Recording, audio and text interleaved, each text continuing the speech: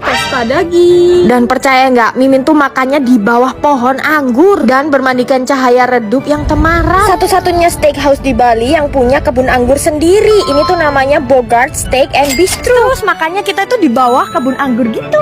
Nah ini tuh pohon anggur ya guys. Tuh ini buah anggurnya di atas. Tempatnya luas banget, ada indoor, outdoor, dan indoor garden. Dan di sini tuh no pork no lard. Semuanya bisa guys makan di sini. Wow. Untuk vibes-nya tuh lebih ke casual dining gitu. Tiap Jumat, Sabtu, Minggu juga ada live music loh guys. Selain warlock, bule-bule sampai artis tuh sering loh makan di sini. Padahal harganya tuh affordable dan sering banget ngadain promo. Cus lah langsung kita cobain menu-menunya. Ini tuh rustic mushroom soup yang rasanya creamy dan umami. Masih di appetizer, dan Mimin juga nyobain buffalo wings-nya yang gede-gede. Masuk di main course, Mimin cobain prime mix duo. Tekstur ayamnya tuh bagus banget ya, karena dia tuh di grill dengan timing yang pas. Alhasil dia tuh juicy tapi seasoningnya meresap. Di menu prime mix duo ini satu menu dapat 2 protein guys. Selain ayam juga dapat udang. Nah ini beef steaknya prime cube roll. Marblingnya guys cakep banget. Teksturnya empuk, lembut, dan sausnya ini kalian bisa pilih ada 7 macam. Mimin juga pesen pastanya guys. Ini tuh spicy exo spaghetti. Teksturnya tuh al dente banget dan pedesnya tuh masih comforting. Nah menu ini yang paling exciting. Namanya tuh espetadas daging tusuk khas Portugal. Wah Bruno Fernandes pasti suka menu ini. Yang ditusuk-tusuk ini mulai dari daging sapi, paprika, nanas, sosis, sampai udang. Ya ampun enak banget. Gak cuman makanannya tapi minuman di sini juga atraktif banget guys. Tapi man of the match-nya butterbeer-nya yang sampai foamy. Mimin juga nyobain aneka dessertnya yang colorful. Terus Mimin akhiri dengan minum segelas wine. Lokasinya di samping The Banyumas Villa Denpasar. Kesini rame-rame, parkirannya luas dan buka sampai malam.